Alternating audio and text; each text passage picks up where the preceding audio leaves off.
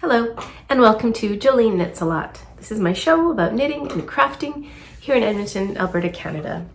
I and my family are all kind of getting over a little bit of a cold, so I apologize if I sound funny and if I cough a little bit. I promise you won't get it, but it seems to be that time of year that lots of people are getting sick.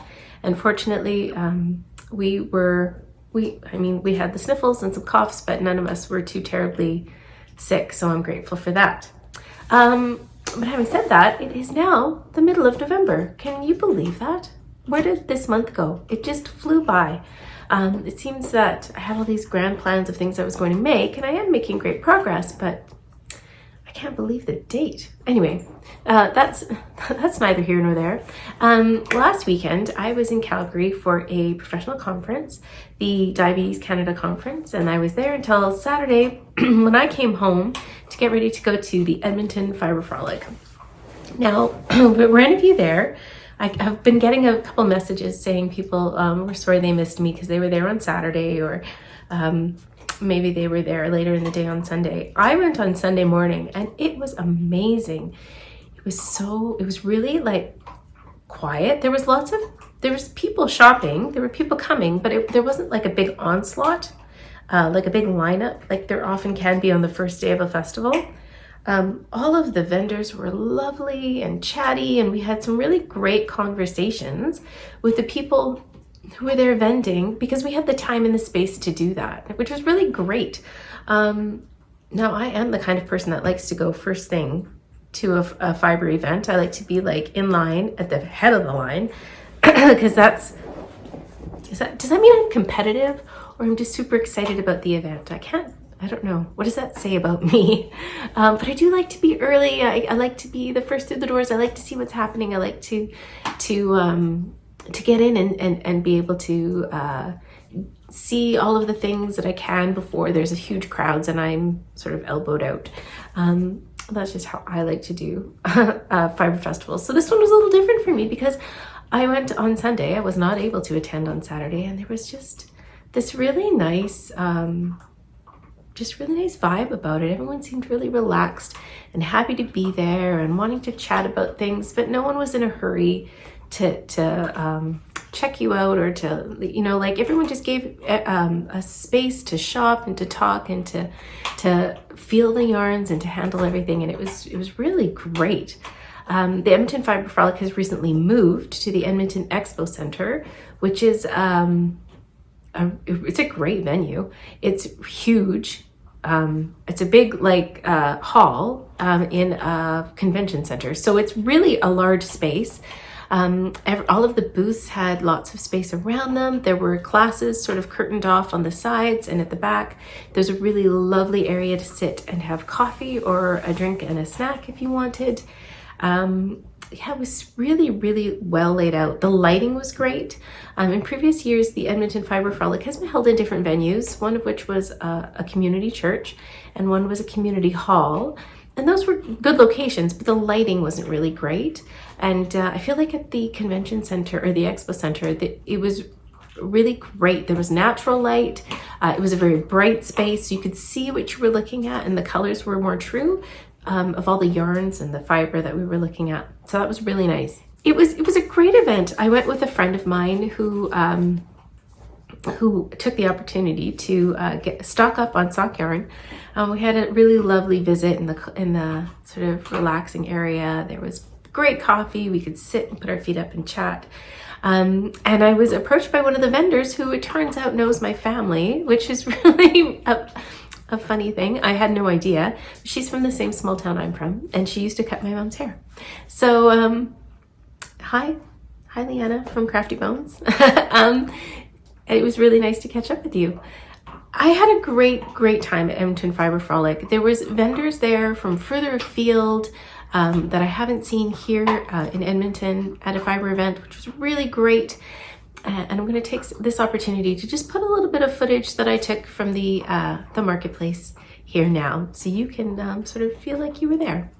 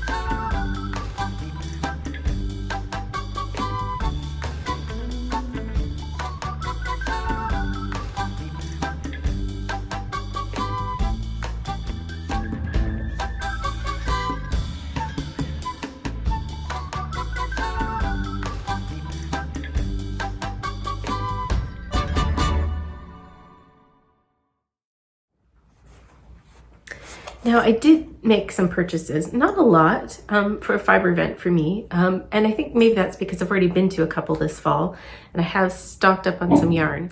This event was really great timing for those of us who sort of have all the things we need to maybe make our Christmas gifts that we might be crafting.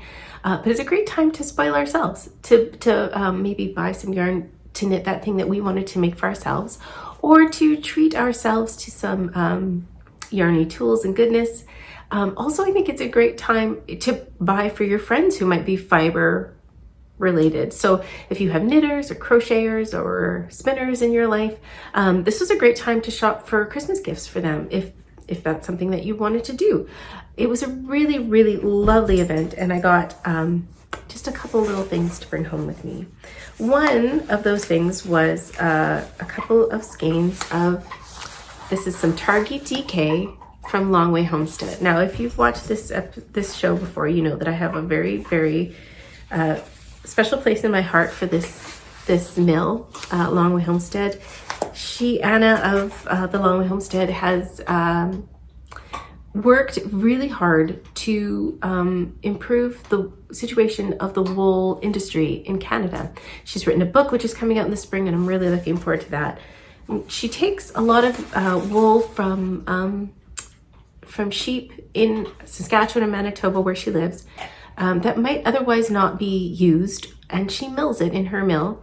And she makes beautiful yarns that she sells either online or in markets. And this is some Targhee. It's a 2-ply, it's a DK. It's a really, really beautiful natural color. And it's, I don't know if you guys know anything about Targhee, but it is super, super soft. Like this I could wear, I mean, it looks sort of rustic, but I could wear this as a shawl or a scarf, which I think it might become. My plan for this yarn is to knit up a Sophie shawl, which is the bigger version of the Sophie scarf, which you have probably seen on this channel, with some of this yarn.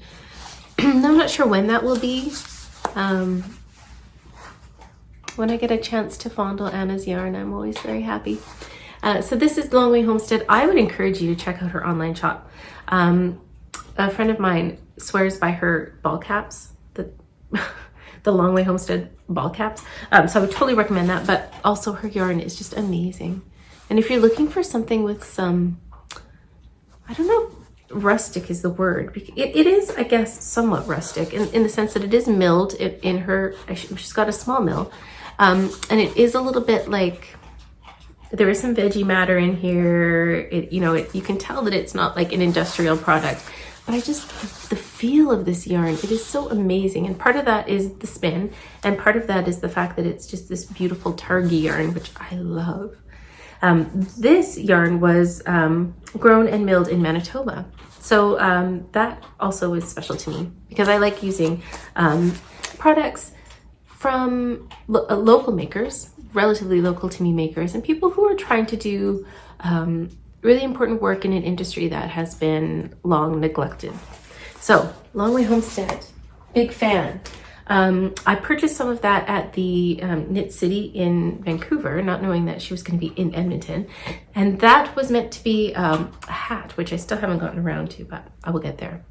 Now, the other thing that I purchased yarn for, not that I needed to, was the new Andrew Murray sock pattern.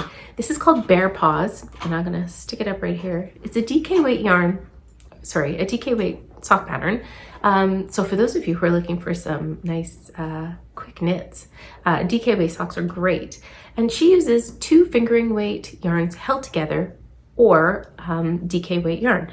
So I stopped by Lillian Pine, which is another of my favorite dyers, it would seem, to pick up some yarn for these socks. I picked up 2 skeins of her, I think, Daylily sock. I should check.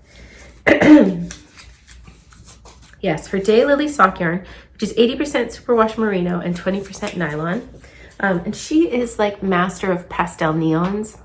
You may have seen in the footage her booth, just really, really interesting and different yarns, colors, tonals, but bright, but not always bright. Anyway, this is what I got. Bam! Check that out. Oh, that looks so good on camera. Yay! So this is meant to be some bare paw socks, probably for me.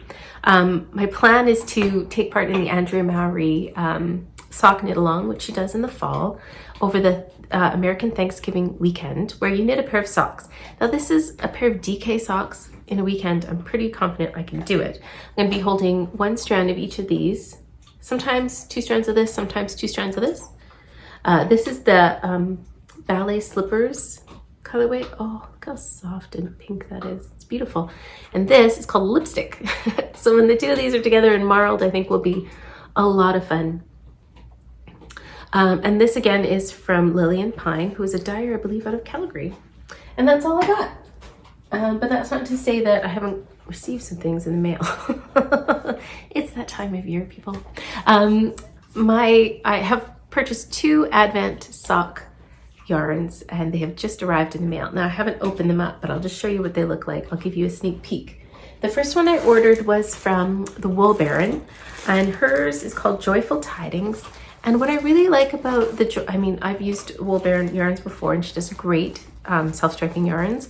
I really like that she had a 50-gram option, because for people like myself, I often will knit these the 24 stripe Advent socks for myself. And those socks, I really only need 50 grams with a contrast color to make myself a decent pair of socks. So that's one set of 24 stripes on one foot and one set of 24 stripes on the other foot. So if I get 100 grams, that's a lot. Now I understand some people might want that much yarn, but I really appreciate having the 50-gram option. So this is my Wool Baron Advent self-striping yarn.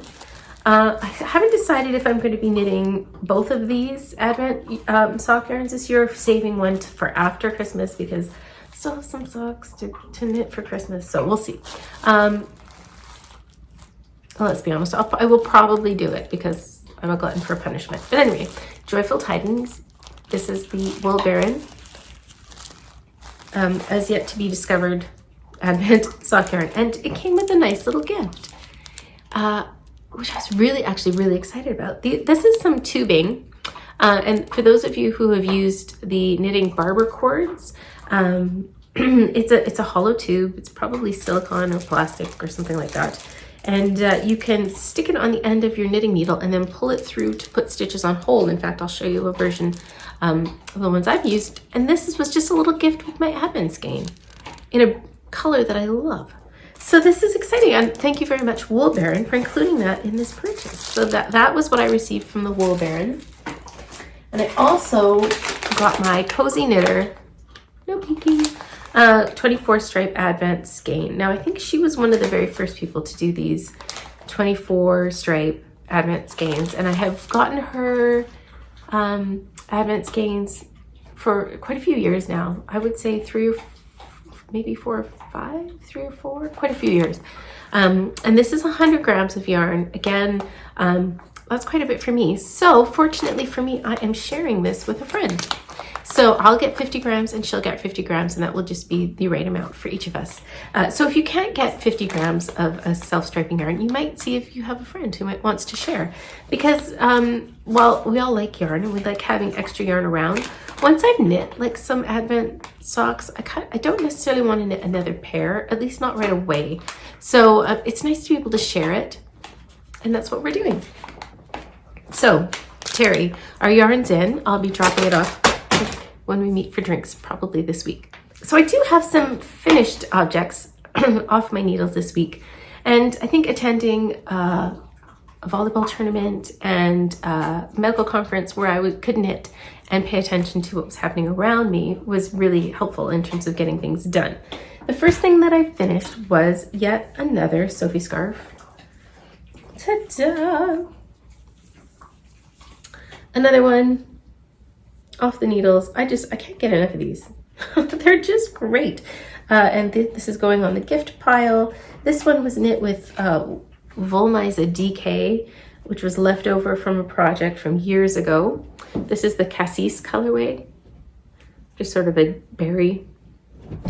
So that's off the needles. And again, I have been knitting these slightly bigger than the than the pattern calls for, just because I like a little bit extra to tie. So I do maybe 3 or 4 extra increases before I start doing the decreases.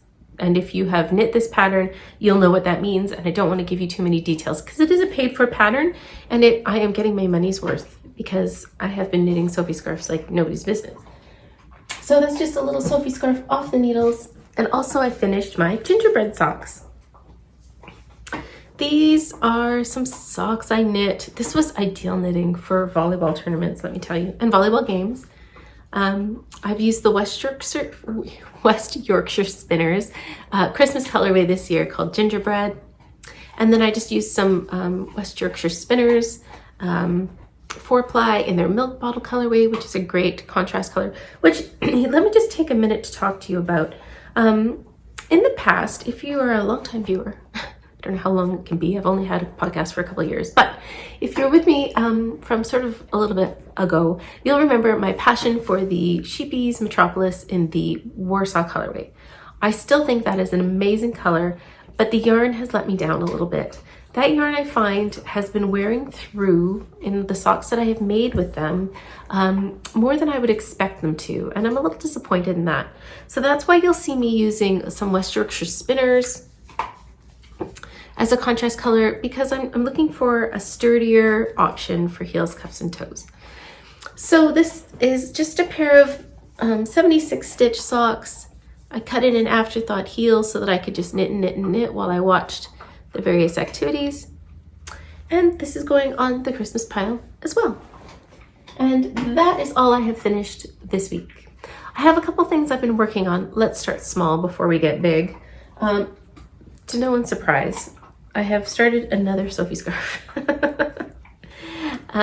This scarf is just in its infancy, and it has been worked on at a volleyball game, and we'll go to a volleyball tournament with me this weekend where I hope to get some real progress done on it. And it's just the same as the other ones. I'm using some Walcott Opus yarn in this navy color, which it's beautifully soft yarn. It'll be really nice for a scarf. And I'm not sure who's getting all these scarves, but if you know me, please act surprised if you get one. So another Sophie scarf just to have some mindless knitting while I'm watching activities while I'm out and about. And finally, the big one, my dad's Christmas sweater. Now, while I was at the Edmonton Fibre Frolic, I was just sitting outside waiting for a friend to arrive before we went in. And I struck up a conversation with someone who was going into the market. We had a really nice chat about a lot of different things, actually, from 3D printed spinning wheels. Did you know that was a thing? Yeah, really interesting. Anyway, so I had a great conversation while I was waiting. And she said to me, you know, I think most of us have finished our Christmas knitting, if you're not finished by now. And I was like, actually, I'm in the midst of knitting a sweater for my dad, but I have it in control. We're not worried. Blue and I are not worried. Since the last time we spoke, I think the last time I saw you, I was knitting a sleeve. Well, now I have 2 of them. Here are 2 sleeves. Now, as you remember, I had quite a disparity in one of the skeins of yarn, and I decided to just go with it. Here are those knitting barber poles that I was talking to you about, just holding some yarn on strings. So I have 2 sleeves done, and actually those happened quite quickly. So that's really nice. And I've been working on the body. And I feel like I've made really good progress. This is the body. Now I didn't have as much of that really deep color. The way that skein of yarn worked out, there was definitely areas of the skein where there was little to no contrast. And here you can see there is, it's low contrast, but there's contrast. In certain parts of the skein, there was virtually no contrast. So I had to break the yarn and only use the bits that I felt had enough contrast to be somewhat noticeable. So you can see here, there is some contrast. And so I just used a very little bit on the bottom And this is what it's gonna look like with the sleeve. Whoop. Turns out it's very hard to hold bits of a sweater up all together. Awkward. Anyway, I'm moving right along, I'm cruising along, and I think I'm making very good progress. That's the nice thing about using worsted weight yarn.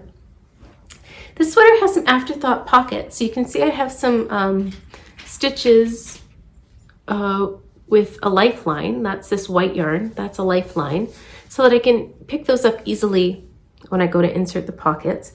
And then this like coral color yarn is some waste yarn that I have in between. So that will get plucked out. So I have live stitches on the bottom and the top. And that's where I'm at. I'm like in an inch or two, I will be ready to start some of the decreases because this sweater is a cardigan. I have some steek stitches down the center. You can see where the pattern becomes irregular right through here. That's where the steek is going to happen. That's where the steek will be. And so just before this sweater gets to adding the arms or the sleeves, we will start doing some decreases to make the sort of V of this cardigan. And I'm almost there. So I really am making good progress, but I'm trying not to lull myself into a false sense of security. Because if you've ever knit a shawl collar on a sweater, you know that shawl collars are no joke. They take a lot more knitting than you think. And so I'm trying to just keep my eye on the prize, keep working, keep plugging away. And every day I try and make a little goal for myself. So yesterday I knit, I think 2 inches on this sweater, which is pretty good. So if I could knit another inch or 2 inches today, I'll be making some good progress. And I'm not too terribly worried because pretty soon, once I get all of the stitches on the needles, we'll start decreasing quite rapidly. Fairly rapidly. So I'm looking forward to that shaping because progress will then really feel like it's moving along. I'm really sorry. This cold has got me a little bit foggy and I feel like I'm not making much sense. What I wanted to tell you was I'm knitting a sweater for my dad and it's coming along nicely. Hi, I'm back. So I have made some progress on my Christmas knits and my little projects, and things are coming along nicely. But I wanted to share something else that I've gotten in the last couple of weeks, but I wanted to take some time with it before I shared it with you so that I could give you a thoughtful review. And that is this new book. It is by Patty Lyons, and if you're familiar with Patty Lyons, you will know that she's a very, very knowledgeable knitter. She teaches a lot, she designs a lot, and she's worth checking out if she's ever at an event near you, because she's really, really knowledgeable, and she's written a book called The Knitting Bag of Tricks. Over 70 sanity-saving hacks for better knitting. And I read through this whole book, and I wanted to sort of offer you some thoughts on it. I really liked it. The things that I like about this book are that she answers questions or solves problems that a lot of knitters just sort of accepted were a problem.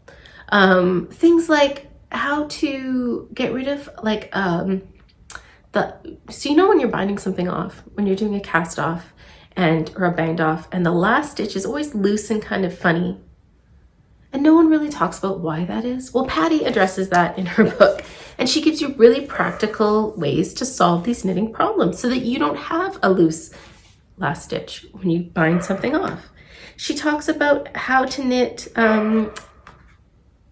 stripes in the round. She talks about how to make better ribbing. She talks about how to weave in your ends, how to work increases and decreases in a useful way. And the best way to make an SSK or a slip knit. Now, most knitters can appreciate that a knit two together decrease makes a very nice knit two together, makes a very nice right-leaning decrease. But a left-leaning decrease does not match that right-leaning decrease. It's often sloppier. And she addresses about 5 different ways to do a left-leaning decrease and what is the best one in her opinion. It's a really, really interesting book, especially for knitters who have been knitting for quite some time and have had some of these seen these issues come up and never really known the best way to solve them. I think it's also it's not a bad book for an adventurous beginner. If you're an absolute beginner, this might be a little overwhelming because it might be dealing with things you haven't addressed yet or you haven't come across yet in your knitting. But if you have been knitting a little while and you have noticed some things or want to improve some things about your knitting, I would absolutely suggest this book.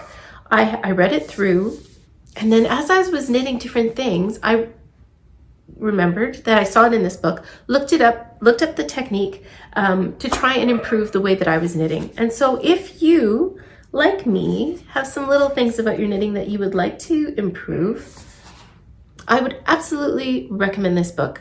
It was a really light read. Like, I read it through from beginning to end, and it was interesting.